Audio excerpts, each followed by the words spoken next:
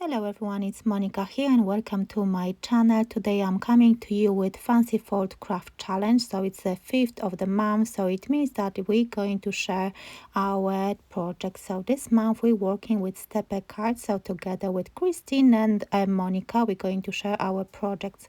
As you can see, I'm going to create a Christmas card and I've got some printed papers from Relatively Thoughtful. They are actually free and you can print them out and use them. So I'm going to link that one below the video so you can print it off if you wish. And also Relatively Thoughtful has a challenge, so if you're going to use those two sheets and create something, post it on Facebook, you can win £10 gift voucher, which you will be able to spend on Relatively website.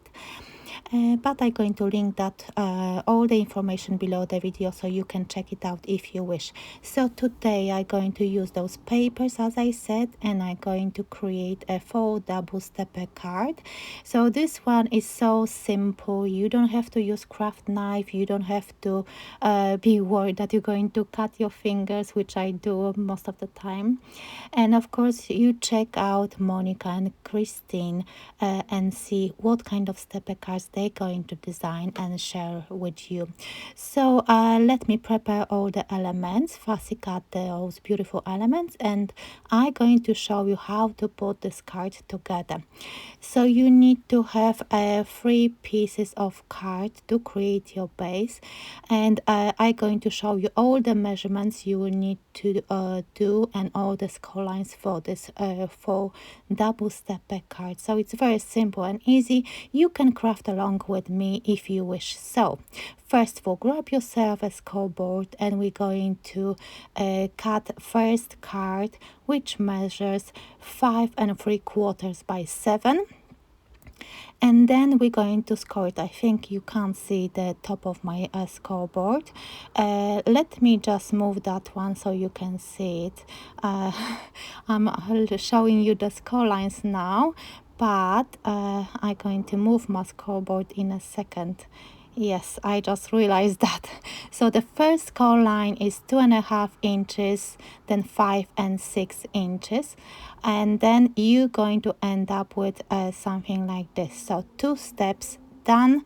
And yes, you can grab another piece of paper which measures 3.5 inches by 11, and then score at 1/2 inch, 5 1/4, and 10.5 inch. So 1/2 inch, 5 1/4, and 10.5. And you're going to score it, burnish, and you keep those flat facing the same direction as you can see right now, and this way it's going to help you how to put this card together. Next piece measures 2 inches by 8. So 2 by 8 inches, score at 1/2 inch, 4 inches, 7.5 inch, 1/2 inch, 4 and 7.5.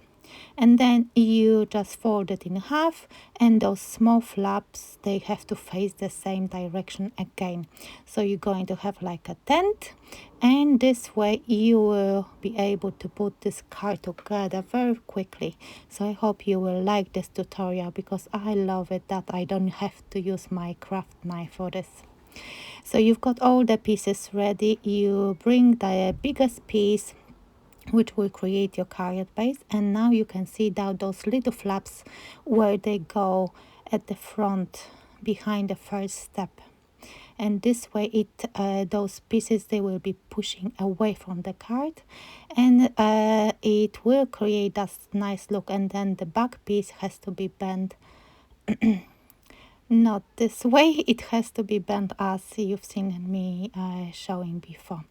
So let me decorate this piece, and for this piece you can see now that there is a little gap in between those two pieces. I think it's a 1/4 inch exactly, and because that gap is visible, I decided to cut myself a strip of black panel which measures 2 1/4 by 5.5 inch.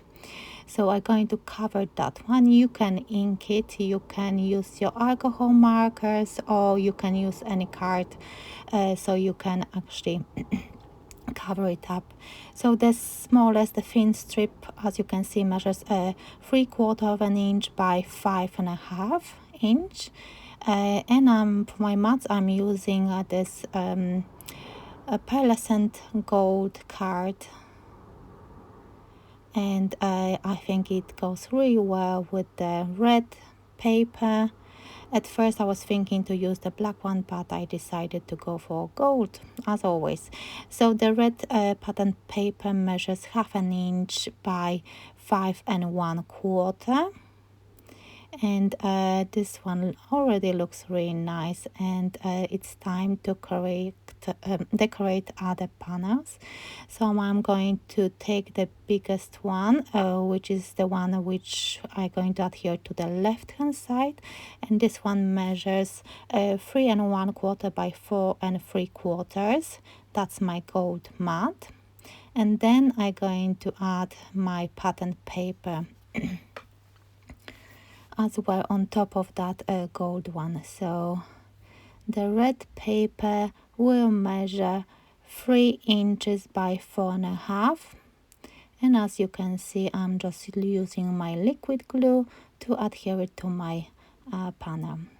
So now the small one, which will be adhered to the right hand side, which measures 1 3/4 by 3 1/4. That's my gold mat. And then, as you can see, I've got the red one, which measures 1.5 inch by 3 inches. Just double checking, because when I was prepping I did a one mistake and I cut that panel in wrong measurements, but these are the correct measurements. So you can write it down for yourself and use it for your project if you want to recreate this type of card. My finished card will measure 5 3/4 by 5.5 inch, so it will fit my 6 by 6 envelope, standard envelope. So as you can see, I was showing you how to add the glue and where to put that flap. So you can see that it has to be aligned with the side of my card, because I need to keep the gap, because in this way those panels will look really nice. Of course, you can burnish it again and make sure that all your score lines are done properly. So now I'm adding glue to that small flap, and I'm adhering that one, of course, lining up with my score line on that big panel and with that right hand side. So you can see that gap and that black card showing, and I think it looks really nice. At first I was thinking to put the gold, but I think the black looks much better.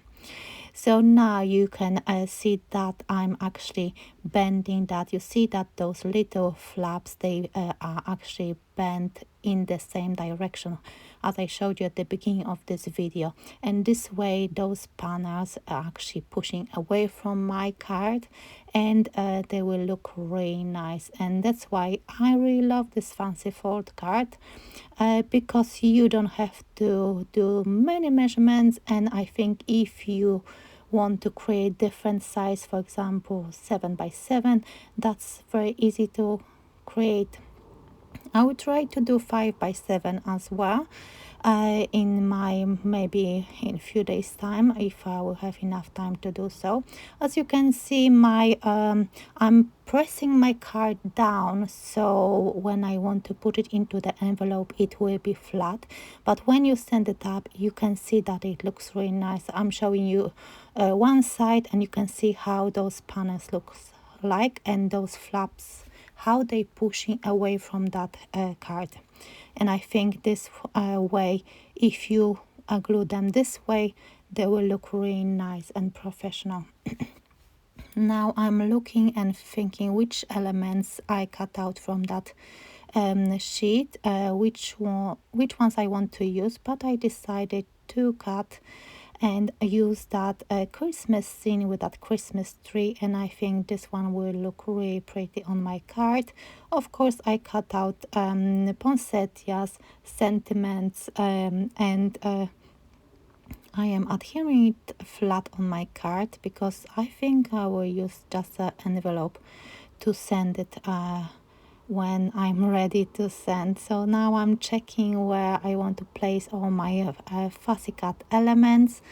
I wasn't sure if that poinsettia looks right. I was thinking at first to use the sentiment, cut it into pieces and use it on that right hand side panel, but I decided just to snip away from this sentiment, so I'm cutting away moments and I'm going to use Magical Christmas instead.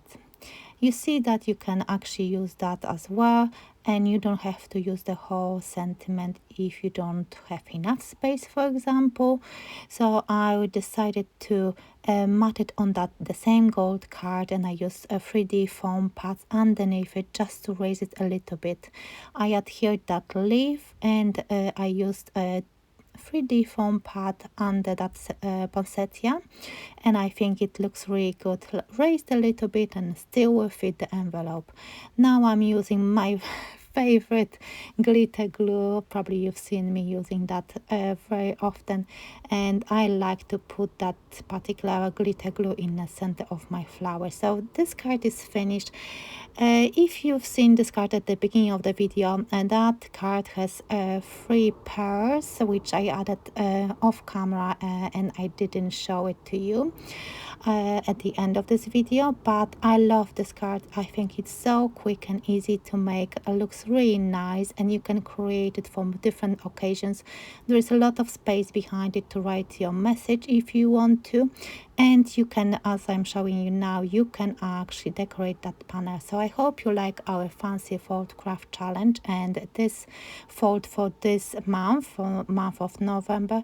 Check the crafters, follow the hashtag FFC Challenge 2023 and our Facebook group, which I'm going to include below the video. So thank you so much for watching. I hope you like this video. Let me know what do you think about it, and I will see you in my next video.